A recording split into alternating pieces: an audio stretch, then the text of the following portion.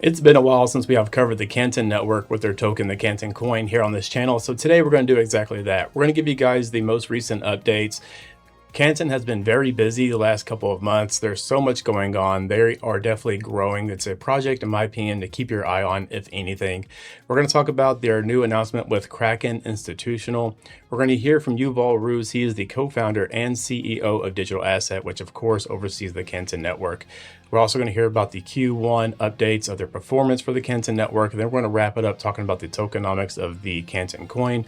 And this hopefully will help you understand how this project becomes valuable, even though it doesn't technically have a max supply. But this is very similar to how Ethereum operates, and yet you see how well they perform. So let's go ahead and get into it. This is going to come from Kraken Institutional on June 9th, 2026. Check it out with me. It says institutions can now hold Canton Coin by Canton Network in Kraken qualified custody. Hold, trade on margin, borrow, access liquidity without ever moving your assets. Powered by Kraken, operated by Canton infrastructure. And as you roll down here, it says learn more. You can click the link. You can learn more about that. All my research will be down in my video description for you to use. So you can find this link down there as well, should you want to learn more about it.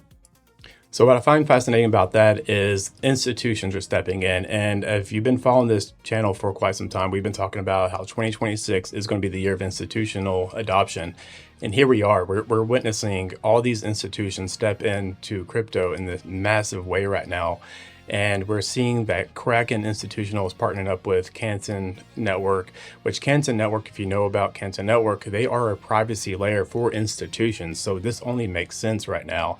With all these news stories coming out, as we get closer to the Clarity Act, again, this just makes sense. And as we talk about institutions stepping in, this is where we're going to talk about the funding rounds that recently took place. This is going to come from Yuval Ruz. He, again, is the co-founder and CEO of Digital Asset. This comes out June 11th, 2026. Very fascinating who's investing in the Canton Network and how much they invested into it. So check it out. This is his post here. I'm not going to read too much about all this because it's just a lot of gratitude and thank you for the opportunity, which is great to see from a CEO. But I want to read this part right here to you. It says, I'm proud to announce that A16Z is leading our latest round, joined by some of the giants of the global financial system, including Apollo Global, BNP Paribas, Broadridge, Citadel, CME, Coinbase Ventures. Then you also have HSBC, you have Polychain. We also have S&P Global, you have SBI Group, and you have SoFi, TradeWeb, and others we'll be naming shortly. And then it goes on to talk about how awesome of opportunity this is. But let's pop open this article about the rounds and how much they were invested in, because this is an important piece of it. When we think about how much do these institutions believe in this project, in this network, right? That's going to be determined on how much they're willing to invest. And you might be surprised how much they've invested into this network. So check it out. This is going to come from the block, and this did come out, it looks like, where are you at? Came out on June 11th, 2026 as well. Check it out, read along with me. It says, A16Z Crypto leads $355 million for Canton developer Digital Asset. And if you look at the quick take, it says the funding will enable Digital Asset to accelerate its strategic partnerships and give the firm freedom to do M&A and participate in interesting projects, Yuval told the block. And we roll down here, it gives you more of an understanding of what's going on.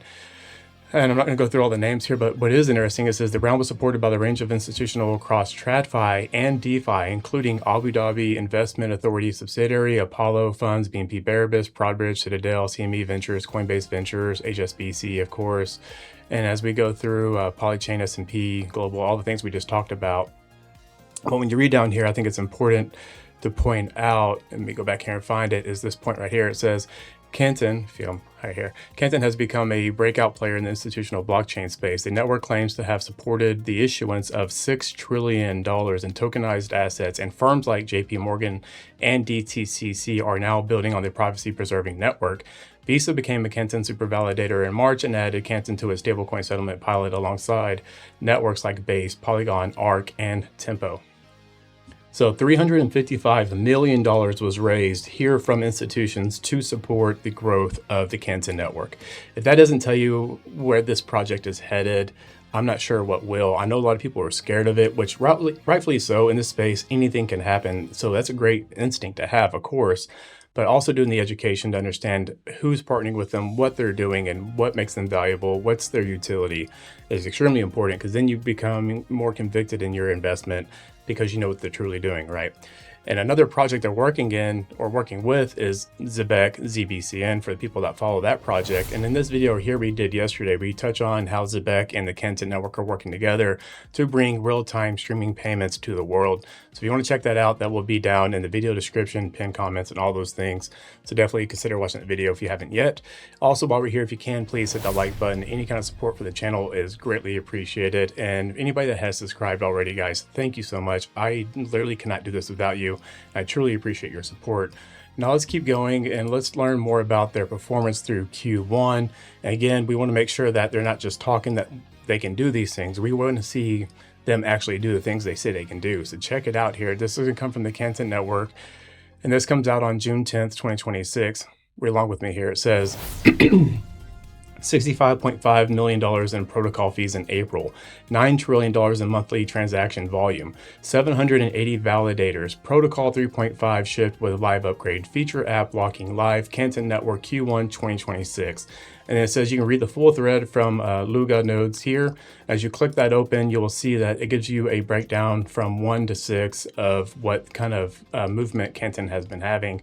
We just read that, so let's go down here to number 2. It says, on May 7th, 21 Shares launched TCAN, the first US ETF with direct exposure to the Canton Network on NASDAQ. Huge on NASDAQ, right?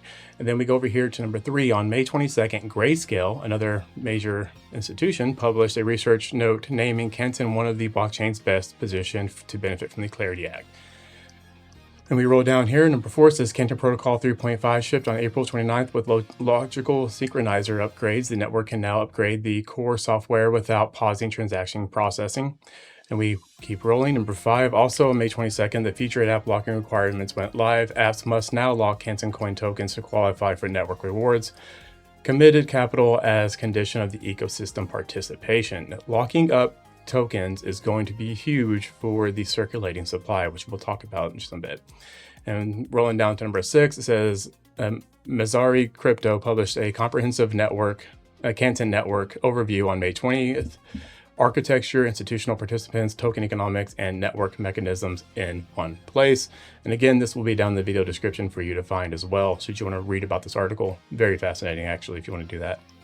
Now that we have some of the updates, what they're doing, who they're working with, who's investing with them, let's look at CoinMarketCap and get a better understanding of the price action and how that's looking. And then we're going to wrap it up talking about the tokenomics as well. So check it out. This is going to come from CoinMarketCap. And keep in mind, this is today, June 11th, 2026, that I'm recording this. So check out the price right now. It is currently at 16 cents with a market cap of $6.47 billion, with the volume last 24 hours being 26.27 million. We have a fully diluted value of 6.47 billion, of course. But right here is the total supply, which is 38.77 billion Canton Coin, with this max supply being infinity. And this, again, keep in mind, other projects such as Ethereum have a very similar setup, and yet they perform well. So don't let that scare you. We'll talk about that here in a second. And then you can see over here for this 1 year view, right over here, this really tanked and kind of scared people off, which rightfully so. But this is also around this time we started hearing about the DTCC, working with the Canton Network. And as you can see, it's done very well since then, staying above that 14-cent line for the most part. Yeah, we did probably crash down to around 12 or so, but went back up again. So again, kind of a healthy project. And keep in mind, the crypto space as a whole is down, so it's not just your project. So keep that in mind as we go through all this. Okay, so now that we have a look at CoinMarketCap, we have a better understanding where the price is currently. Let's talk about the tokenomics of what's going on. If you are new here, you haven't watched any of my Canton Network videos, I have this playlist here that breaks down everything. There's so much to go on the Canton Network. If you want to learn more about it, definitely check that playlist out. I don't want to go too much into all the details we have already previously discussed, just because we have on this channel. But if you want to learn more about that and go more in depth, check that playlist out. Again, pin comments and all those things will be down there. Well, let's move on to this next post that's coming out from Zenith on June 3rd, 2026. And this kind of breaks down the progress of the Canton Coin and how the 10-year trajectory looks at the release schedules, because this is important to understand when we think about that max supply. we need to make sure they're not just flooding the market with tokens. This is a concern most people have in this space, which is a great concern to have again, right? But let's go ahead and read along with me here, guys. This comes out from Zenith, and again, June 3rd, 2026. Read along here. It says, Understanding Canton, number 1, Canton Coin, Economics, Burn, Mint, Equilibrium. And again, I'm not going to read through all this because it is a great read, but we have covered stuff on this channel that breaks down all this as well. But I want to kind of highlight and show you what's going on here as we roll down the minting curve and reward split. So this is important here. So it says from 0 to half a year, 40 billion Canton Coin will be minted, or total minted for the year. Then we have half a year to a year and a half at 20 billion Canton Coin. From half a year to 5 years, we have 10 billion Canton Coin. From 5 year to 10 year, 5 billion Canton Coin. Total first 10 years, 10 billion Canton Coin. After 10 years, 2.5 billion Canton Coin. And as you can see here, you can see the application providers, the different weights, the validators, super validators, all the different weights that they will be rewarded with. But right here, it gives you more of a breakdown. It says in the early phase, super validators receive the lion's share of the prioritized infrastructure establishment. The balance now has shifted decisively from the 1.5 year point onward. 62% of the gross minting budget flows to application providers, reflecting the network's transition from bootstrapping infrastructure to incentivizing real usage and application growth. And this is huge because they are incentivizing developers to actually use this network. They actually want people to use their network, and they're going to reward them for doing so. Again, that's another great tokenomic, in my opinion, is they're going to be able to control the supply, and it's going to get burned because to use the network, you're going to burn the Canton Coin, which is very similar to when you think about RLUSD. So if you look at RLUSD, this is how the tokenomics of crypto seems to be working very well, is if you want to withdraw your RLUSD stablecoin to cash, whatever you take out in cash, those stablecoins are burned, right? So you don't have this overabundant supply being circulated. That's how the Canton Network with their tokenomics is working, is they're going to reward people by the Canton Coin for using their network. It's not something they're just trying to flood the market with. And as you are using those coins, they are being burned. So you are burning and you are minting at the same time, and that keeps that supply at a steady level. Very important to understand how that works. And locking it up, another big thing. They want to lock up tokens as well. Let's keep reading here about it though. And here on this graph here, you'll see that minting and reward split. Your application's yellow, validators purple, super validators is pink. And you see the bootstrap phase, the application providers was 15, where your super validators were 80%. And that was in that, half a year startup. And now as you move all the way over, let's say we are 10 years in at this point, 75% of the coins being released is going to go to application providers, 20% is going to go to validators, and only 5% will go to the super validators. And you'll see that at the 10-year, you're looking at a 2.5 billion Canton Coin being minted a year is what they're looking at. It says total mintable in the first 10 years, 100 billion Canton Coin. So keep that in mind. There is kind of a limit to a degree here. But let's keep reading on. It says the decreasing liquid Canton Coin supply. This is important to understand as well. So super validators may elect to lock a portion of their aggregate lifetime earned rewards. Their reward weight or super validator weight is tied directly to the participants' percentage. Percentage of lifetime earnings that are actively locked. To earn 100% of their entitled super validator weight, a super validator must lock 70% of the aggregate lifetime earnings to at activation. I can't speak today, I'm sorry guys. At activation, declining to 65% after 1 year, 60% after 2 years, and 55% after 3 years. Super validators that lock a smaller percentage can earn proportionally reduced weight. Super validators who lock reward portions decreases below the lowest mandatory threshold on their tiered model do not earn super validator rewards at all. And you'll see right here, this is a kind of a breakdown of what that looks like here. So it's very important to understand that they are releasing and minting and burning their Canton tokens very strategically, and you need to be somebody that's actually using their network to keep the network up and running.